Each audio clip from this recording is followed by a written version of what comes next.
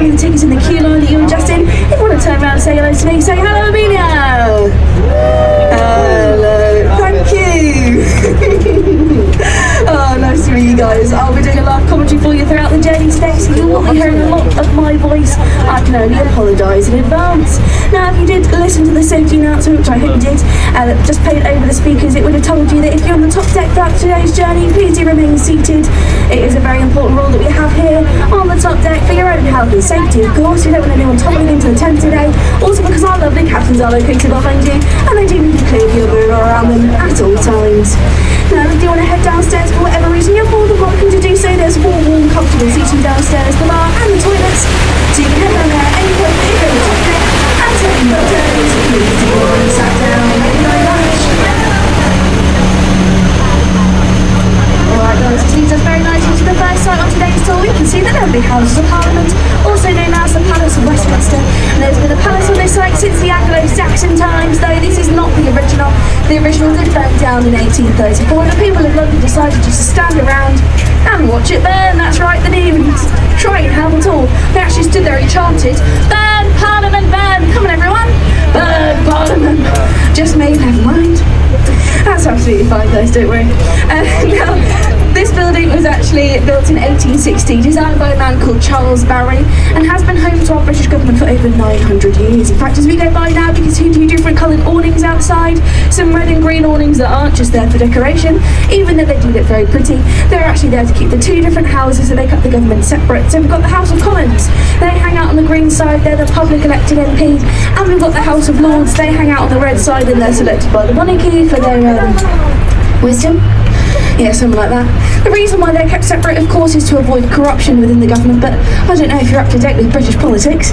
It doesn't do a very good job, but they do try. They have separate bars, separate cafes, and even separate bathrooms, so you can't say they don't give it a good go. Now, of course, we can see lots of people out there today, and feel free to give them a cheeky little wave, or, you know, any other hand gesture of your choosing. I won't judge. But now that we're going to turn around and point out these lovely towers that make up the Houses of Parliament to you, on our left, the tallest tower with the flag on top of it is called the Victoria Tower.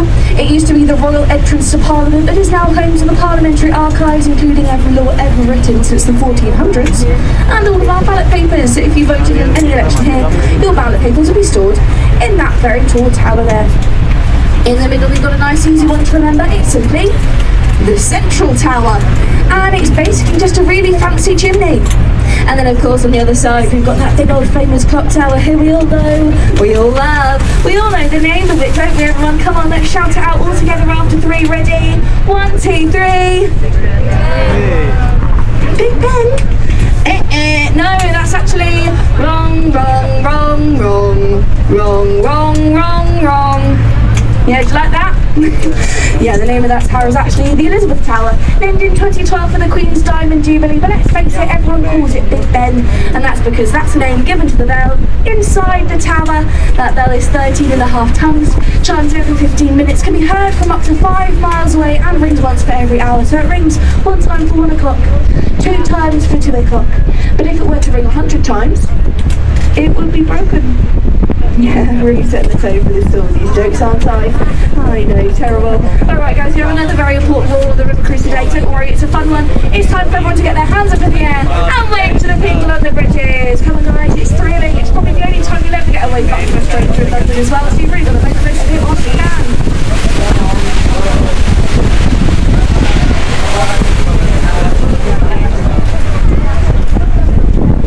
Now, it said the name Big Ben actually comes from someone who helped construct this tall tower called Sir Benjamin Hall, a man who apparently was very loud, very round, and also not very nice to his workers. So, you know, his workers looked at that big loud rounder, and they decided to name it after their boss.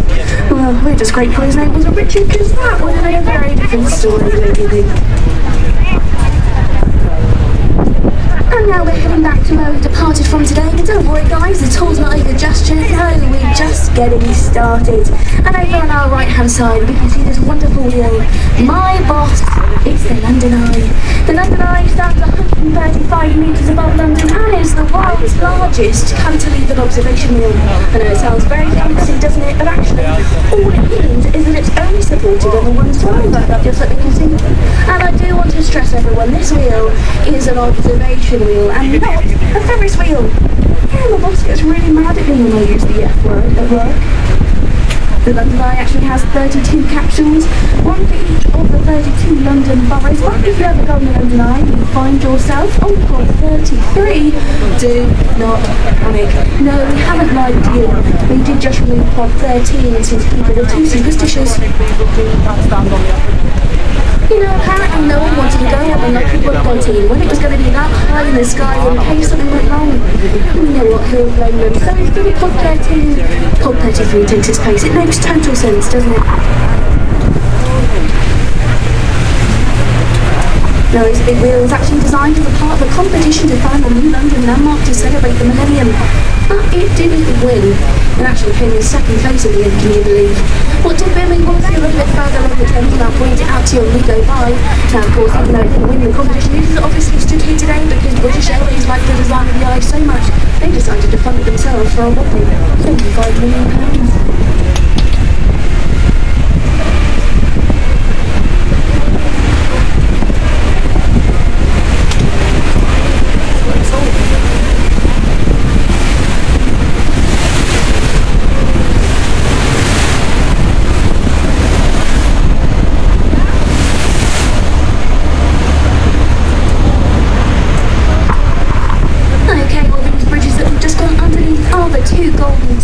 Footbridges that stand either side of a 100-foot railway bridge, a Victorian railway bridge that goes all the way to Charing Cross over on your left, and that is the geographical centre of London.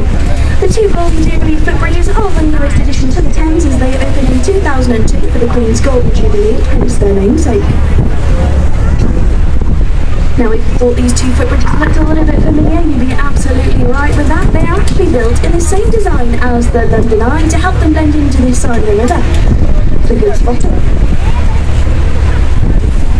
Now we're about to head over the Waterloo Bridge. Now I do have to break it to you this way, guys. It's got nothing to do with ABBA. I know, I was disappointed as well.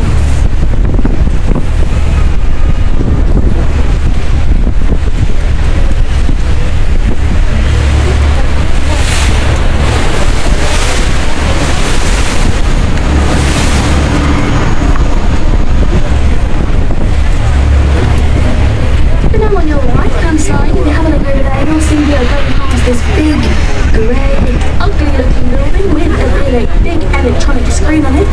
Oh no, it's not a car park. It is in fact the National Theatre.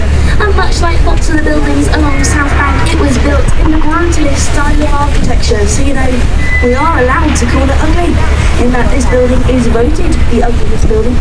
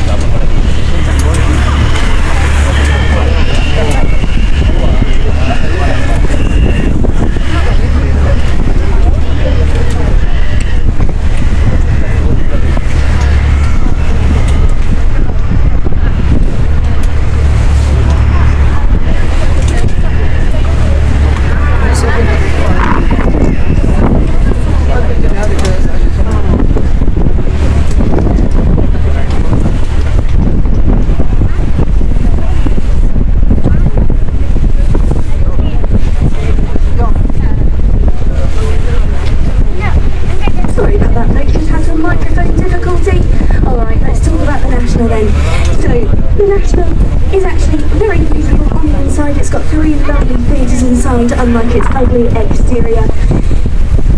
We can go to see award-winning shows that often late to get transferred to the West End. So if you get a chance, definitely go to the National. It's a really great treat in there. But now we are going past this big red brick building with a tall tower sticking out of it with the word OXO on it. You could have guessed this building was called the Oxo Tower, yes, and was once home to the company Oxo. You know, the company famous for making stock cubes. Yes, this used to be their building back in the 1930s. And when it was built, Oxo were actually taken to court. You see, the River Thames is a royal highway and skyline advertising is illegal. So they were taken to court for having their company name very clearly advertised along the Thames. But luckily for Oxo, they had a very clever lawyer that simply stated, no, they did not put their company name on that building. They simply ordered a random set of geometrically shaped windows. Just so happened to be a circle, a cross, and another circle. And it just happens to look like the word Oxo, but it's actually not even a word at all, because it is just different shapes.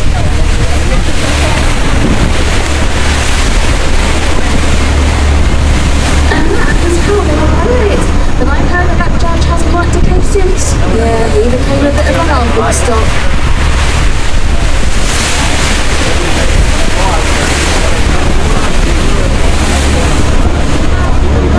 Alright, everyone turning our attention to the left-hand side now. You'll see this very big building with a dome roof. One of the most famous buildings in the world. It is St. Paul's Cathedral. Though this is the 5th iteration of St. Paul's, after the 4th was damaged in the Great Fire of London in 1666. So Sir Christopher Wren rebuilt it, and it took him 35 years. It was actually declared open on Christmas Day of 1711, so quite a lovely Christmas present for the Londoners back then, I think you'll agree. I can also tell you that Christopher Wren was one of the luckiest architects here in the city, as lots of other architects unfortunately died before seeing their work complete. But Christopher Wren was still alive and able to see lots of people admire the beauty of the building once it was open. Now, in its original designs, there was also supposed to be a 60-foot golden pineapple on top of this big cathedral. Now, if you do have a look over there now, you'll see that there is no pineapple on top. No, instead there is a more traditional cross in its place. The whole pineapple design was rolled out by the church fairly early on in the process. But actually, Christopher Wren did get his way in the end. And if you look just to the left-hand side of St. Paul's, you'll spot the two St. Paul's Western Towers, where on top of each of them, there is in fact a small golden pineapple. I know, how bizarre? Well, I bet you're wondering why. Of course, the reason is all to do with the fact that pineapples are a tropical fruit. They have to be imported to England. And when they were first founded back in the day, they were very hard to come by and very expensive. To put it in perspective for you, one pineapple was worth around £5,000, so really not too different from today's cost of living crisis, is it? Now, because they were so rare and expensive, they were seen as a symbol of power and wealth, and that is why Christopher Wren did it for one was a little gold with this big cathedral to show very nice how wonderful and powerful London is. St. Paul's stands 365 feet tall as well, but 1 foot for every day of the year. This is because Christopher Wren was a very religious man and he believed that you should worship on every day of the year and not just Christmas and Easter. It's so tall it takes 528 steps to get to the top, so if you are looking to reach your daily steps goal, I'd recommend giving St. Paul a little visit.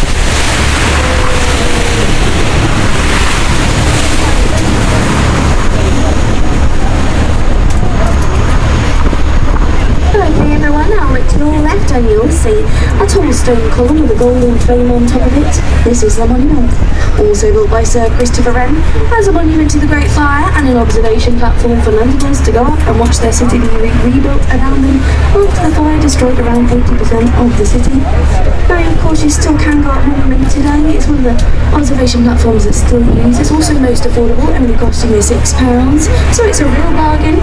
It is 311 steps to get to the top though, with no lift or escalator to help you out, so your thighs really will be burning. Pardon the pun.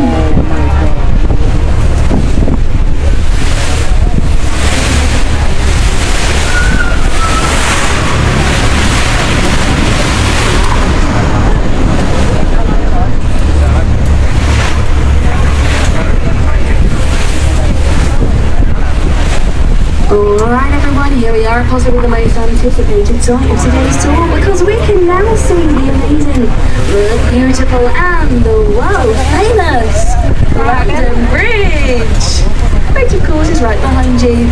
Yes, that ugly slab of concrete is in fact called London Bridge. Not very impressive, is it? Especially not compared to this beautiful bridge that we're approaching now, which is actually not called London Bridge, no, it is actually called Tower Bridge. I know, I am sorry if I had to break it to you this way. Don't feel bad if people get confused, guys. Lots of people do. Even Google gets it wrong, you know. Yeah, If you were to type in London Bridge to Google, it would in fact show you a picture of Tower Bridge. Rubbish, isn't it? Can't even trust the internet these days, can you? Absolutely terrible. Well guys, there we are approaching the lovely Tower Bridge. Just another reminder for those of you on the top deck, please do remain in your seats whilst taking in photos today.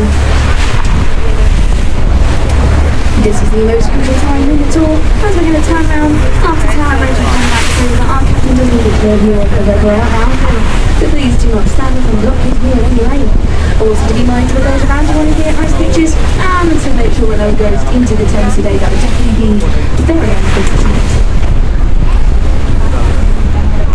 And now you might have seen that we've just gone past two very big battleships. The one closest to us, the white one, is actually a French warship. And the one closest to the shore is HMS Belfast.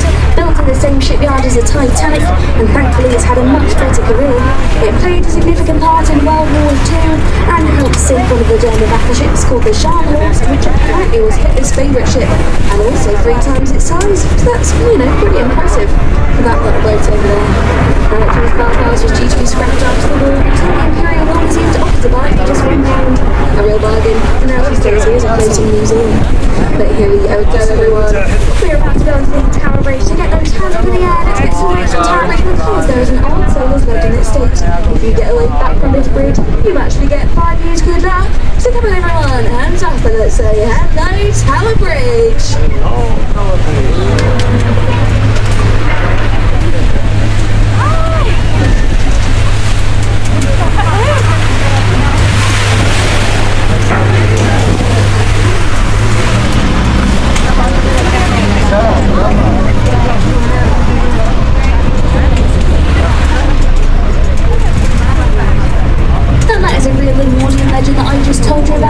As all the sailors would go up to see, the last bridge that they'd pass under would be Tower Bridge, and their loved ones would gather on top of the bridge to wave them goodbye and hope they return safe and sound in the next 5 years. We really have a great photo with you for you all, so if you are making any posts today, I definitely recommend using these hashtags. Hashtag Tower Bridge, not London Bridge. Hashtag Get It Right Google. And hashtag Amelia is the best tour guide in London. Yeah guys, it's me. And I heard it's trending on every social media app lately, so it's definitely one to use if you want lots of likes on your posts. Just saying.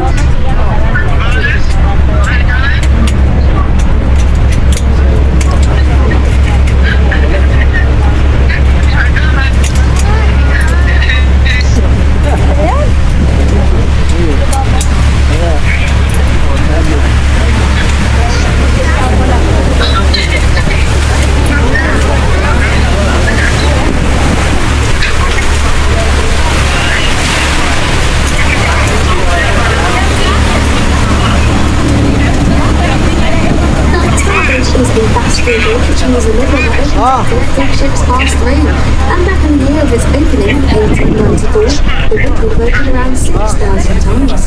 It is much rarer to see it open these days, of course, but it does still happen on occasion. And if you'd like to see it whilst it's open, I definitely recommend the timetable in Google. All the times when the book will open throughout the day actually on the website, so you can plan your whole day around it, which is really quite considerate. But here we go guys, back upriver, and we can see on our right hand side the gruesome Tower of London. Built by William the Conqueror back in 1066, the Tower of London has been many different things throughout its time. It's been a palace, it's been a fortress, and at one point it was even a zoo. But of course, most notoriously the Tower of London is known as being a place of imprisonment, torture, and execution. In fact, as we go by right now, you can see the very top of the brick archway to the right of the rubber that says entry to the Traitor's Gate. And this is known as London's first one-way system because, people would go through that archway and they would not come back out again. In fact, some famous people that have been taking this route throughout its history include Anne Boleyn and Catherine Howard, 2 of Henry VIII's wives, who were taken into the Tower and then famously beheaded. Only royalty were actually executed within the tower, yet they had very few private executions. Now, for us commoners, we would have been taken to the top of Tower Hill and executed publicly for everyone's entertainment. What a good send-off. But of course, when you go to the Tower of London these days, you will not find any executions, unfortunately. But you can go and find the crown jewels. You know, they're stored in the tower and guarded by the yeoman orders, more commonly known as the Beefeaters. Yes, the Beefeaters actually live and work in the Tower of London to this day. So if you go in there, you might be able to meet one, maybe even go up to them and ask them for a tour of the Tower of London, because rumour has it, if you do, they will give you one for free. And isn't that cool? They know the place best after all, so they really are the best person to be showing you around. You'll get all the inside knowledge, all the juicy gossip, who doesn't want that? But if they are going to give you a free tour, do make sure you give them a little tip to show your appreciation at the end. After all, you know, they're working hard, and you guys all know that old London legend, don't you? What? You don't know the London legend? No? Oh, well, I'll tell you. So there's an old London legend that states if you tip any London tour guide, you get 10 years financial success. Yeah, it's a really good legend, that one, actually. One of my favourites, and definitely worth keeping in mind for the individual. But now looking to your right-hand side once more, you'll see we are going past some of our very famous London skyscrapers. You might recognise the Gherkin, the Scalpel, the Cheese Grater, or my personal favourite, the Walkie-Talkie. Now you might have noticed that our London skyline is very higgledy-piggledy. It's got lots of different shapes to it, and that's actually all on purpose. It is for one reason, and one reason only. And that reason is all to do with St Paul's Cathedral. You see, there was a policy that was put in place when St Paul's was built. It states the view of St Paul's is to be protected from all key points of the city. Now this is a genuine law, so some of these key points are quite far away, and our London skyline has had to do a bit of adapting in shape to make sure that law isn't broken. So now you know. But now over on your left-hand side, you'll see we are going past the tallest building here in Britain. It, of course, is the Shard, short for Shard of Glass, because of its shape.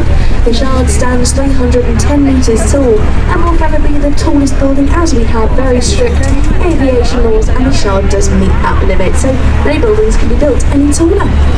It was around 95 floors that go up to the top, and up at the top, you know, you can find restaurants, apartments, offices, and some may say the best views, of course, all in London. Of course, not better views than the London Eye, though. But now, here we are back going underneath the very real London Bridge now, and as you can see as we go through, it is engraved in nice big letters on the base of the bridge, so you can see for yourself today. I'm not telling you any porcupines, I promise.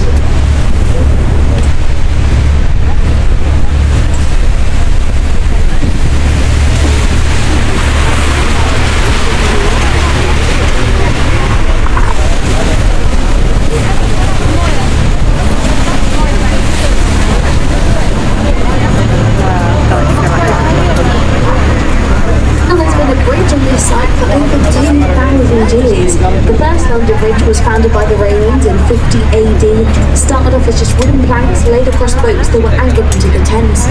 Now it was developed over time, it stayed wooden up until a Viking attack that happened in 1014, where a Viking named Olaf came along and pulled London Bridge to the ground. Well, it was built out of wood after all, it was going to last forever, was it? So the next bridge that took its place was in 1209, and it was the medieval stone bridge, the first stone bridge on this site.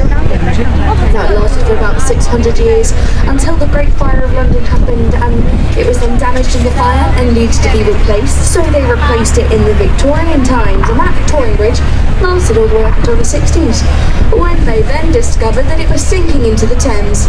Again, not ideal for a bridge, so they replaced it once more, and that's the one that we see here on our River Thames today. This one was built in the 70s, so it is still fairly new, and let's face it, no London Bridge track record, we will probably have to replace it again in another few years, don't you think?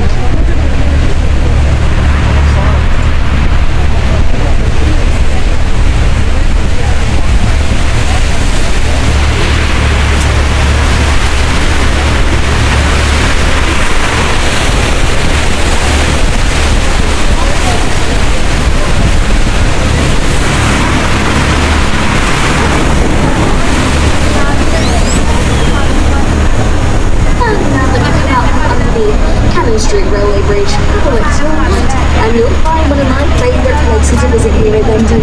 Yes, that's right, it's a pub. And over there you'll see the Anchor, one of the most famous riverside pubs in the city. There's actually been a tavern, an alehouse or a brewery on this site for a cool 800 years.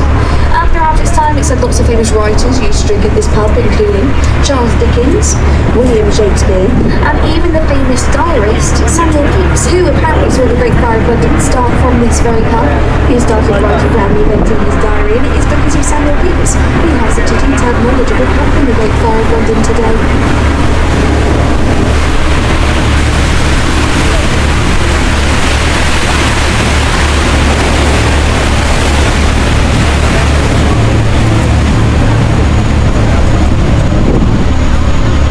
Now have a look to the back side on your left and you'll see a very large round white building with a thatched roof, which of course is William Shakespeare's Globe Theatre. Though it is not the original Globe, no, the original did burn down in 1613 during a production of Henry VIII, where during the production they wanted to use a real live cannon to replicate the sound of thunder as accurately as possible. So they set that cannon off during the performance. It went straight through the thatched roof and then set the whole place on fire. Well, what can we say, guys? Shakespeare is known to bring the house down. Of course, this building that we see here today is a reconstruction, actually a replica, built by an American director, an actor called Sam Wanamaker, who came to London in the 90s and was absolutely gutted to find out that there is nothing here in London to remember his favourite writer by, so he took it upon himself to build that very theatre, and it is a real theatre that is still used today. They showcase some of Shakespeare's plays here in their summer season, so if you'd like to go and see a classic show, I definitely recommend going to the Globe, though it's best to go when the weather is nice because it is an open air theatre, so you really are open to the elements. But standing tickets at the Globe are as little as £5, so it's a really great way to go and see some affordable and traditional theatre here in London. Now, interestingly about the Globe, it was actually built using real Elizabethan techniques, so there is not a pallet tool in sight when building this theatre. It's also the only thatched roof that we'll ever see here in London, after thatched roofs were also outlawed for being such a catalyst to the Great Fire in '66.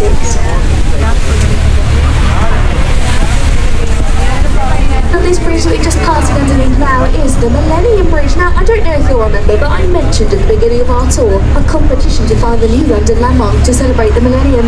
You know, the one that the London Eye was involved in and lost. Yes, well, the winner of that competition was, of course, the Millennium Bridge, but let me tell you, it had a very shaky start to its career. See, in its opening weekend, over 160,000 people walked across this bridge and they noticed that it had a very severe wobble. That's right, people were falling over, they were vomiting over the side of it. Oh, it was a terrible time to be on an open top river cruise, I can tell you that. No, the wobble was actually so bad. The bridge had to be closed within 2 days of its opening, and then stayed closed for a further 2 years. Actually, the only reason why the bridge opened back up in the end is because NASA were called. They were called to install 91 dampers into the bridge, and they did. As you can see, it successfully stopped the wobble. Thank goodness. Now we are about to go back underneath the 2 Blackfriars bridges. We've got the Blackfriars Railway Bridge first, where if you look up, you'll see the whole of Blackfriars Station spans across the bridge. This is the only one like this here in the city. You also might have noticed that there are lots of solar panels on the top of the roof. So of the 3 days of the year that it is actually sunny here in London, this whole station is completely solar powered too.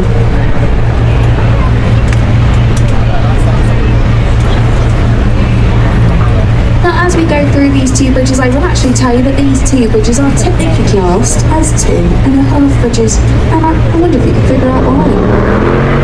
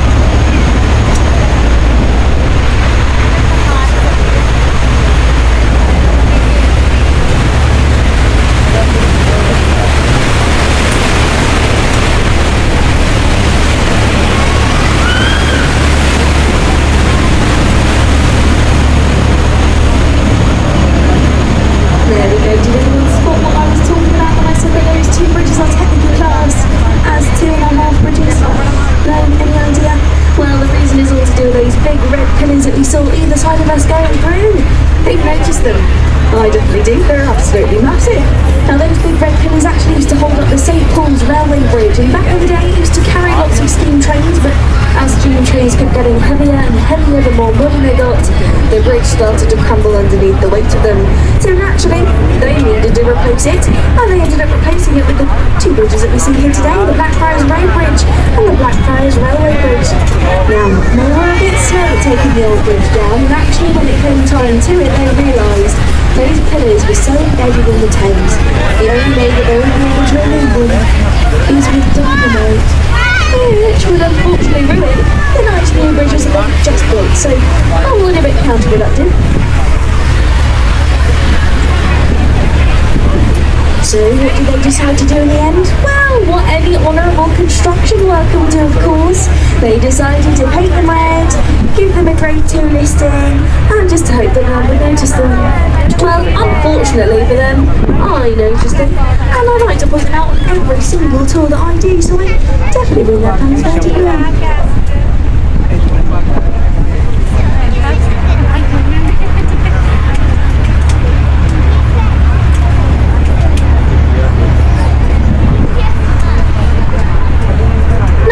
Over to your right hand side, you'll see on the wall of the Thames there are some green lion heads with rings in their mouths. These are old Victorian mooring points. So back in the day when people used to come to London by boat, they tied their boats to these rings here. Now you also might have noticed that there are no boats tied to these rings anymore, and that's because they are no longer used as mooring points. They are now protected by the city, but they are still used as a handy little flood detection system. You see, the Thames is a tidal river, which means the height of the tide fluctuates throughout the whole day, and at the moment we can see that the tide is fairly middle, but it can get higher than this, it can get super low, but we just know no matter what, the tide should never go above these lion heads, it should never cover them completely, and if it does, then London is in danger of being flooded. So you can take this information with you now. You can keep your eye on the tide when you're out and about in London. Make sure it's never going to go above those lion heads, and if it looks like it might, then you and I both know we need to get out of town. But I also do have a nifty little rhyme that I can teach you all to help you guys remember. Here it is. When the lions are drinking, London is sinking. When it's up to their mains, London's going down the drains. And when the lion heads are ducked, well, that means London is flooded. That's right, guys. London is flooded. That's what we were all thinking, wasn't it?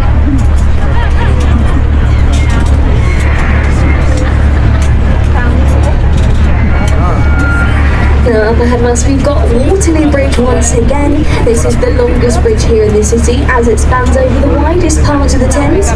It also has a nickname here in London, the Ladies' Bridge, because back when it was built during World War II, lots of the men had gone to fight in the war, as we know, and the workforce that built this bridge was mostly made up of women.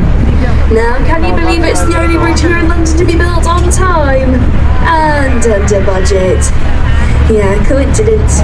I think not. Listen, all I'm saying is if you want something done, I think you know who you need to turn to. Now before we head underneath the bridge itself, have a look to your right hand side and you'll see Somerset House, a very important building where they used to register very important documents such as any births, any marriages or any deaths. Also conveniently nicknamed the Hatcham, Matcham and Dispatcham building. I know, very clever. Now it is used as an open house so you can go and visit it, but there's lots of different exhibitions that they host there as well, and it leads you straight to the Strand.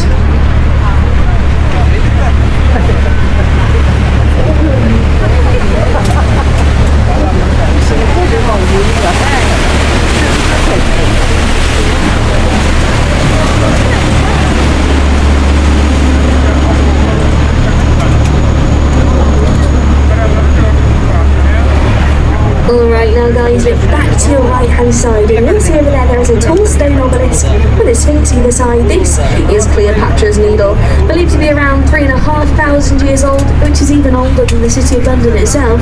It was a gift to the British government from Egypt for our help in the Battle of the Nile in 1819. Now you might be able to see that there's lots of different engravings on the obelisk. I'll tell you what they all are. So up at the top there are some hieroglyphics. And then if you look closely, down at the bottom, there are some logoglyphics. Yes, it is the worst joke of the tour, guys, but it's also my favourite, so it gets in every single time. Now before we head underneath the last bridges on today's cruise, if you look to your left, you'll see the South Bank Centre with the building called Royal Festival Hall. This building actually has its origins in the Festival of Britain in 1951, a festival that was supposed to be a tonic to the nation after World War II, since people were understandably still quite unhappy. The building was then later extended to the one that we see just to the left, where you'll find the Queen Elizabeth Hall, the Palsy Room and the Hayward Gallery. You'll also find the UK's first skate park underneath this building. It's called the Undercroft. It opened in the early 1970s and is now home to British skateboarding. Now guys, these are the last waves that you're going to get on a river cruise today, so if you have enjoyed getting some waves from some strangers, definitely get them in now, and I would recommend trying on the tube home later. You really won't get the same response.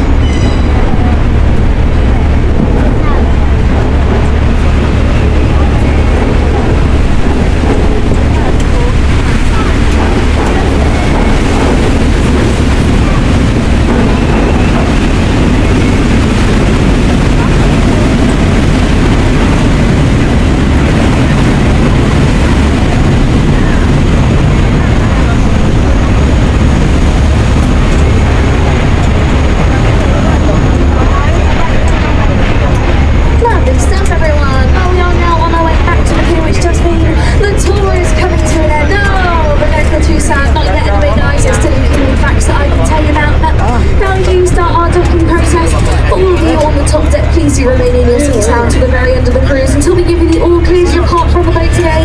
This is the most crucial time that our lovely captain needs a clear view of the river around him.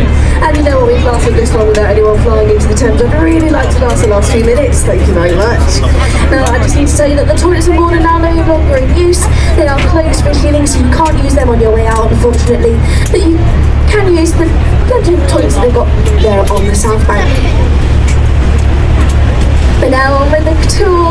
Let's have a look to your right hand side. Hidden behind those tall trees, there's a big building with some green roofing. This is the Ministry of Defence, also known here in London as the iceberg, because apparently what we see is just the tip of the iceberg. Yeah, that building apparently goes way down deep underground, and there are lots of nuclear bunkers and tunnels leading to the Houses of Parliament, Buckingham Palace and Downing Street. So I know you're all thinking, guys, and don't you worry, if there is ever a crisis here in London, our government will be just fine. Yeah. Now in 1999, when the London Eye was being built, the Ministry of Defence actually took the London Eye to court. Yeah, they thought the London Eye being built here was a massive security risk. They were worried that sneaky spies would go on the London Eye, they'd set up their telescopes and try and sneak a peek into the building of the Ministry of Defence and try and steal our secrets. Well, this was a real court case that happened in the 90s, but it was very short-lived. The judge was having absolutely none of it, and he simply said to them, "You are the Ministry of Defence. Buy some curtains." And you know what, that is a fair point from that judge. So they did buy some curtains, and now the Ministry of Defence is happy. The London Eye's happy. We're all happy, aren't we? Alright guys, that is all from me on commentary today. I do just want to say a big thanks to you guys. It's been a right treat having you on the river cruise today.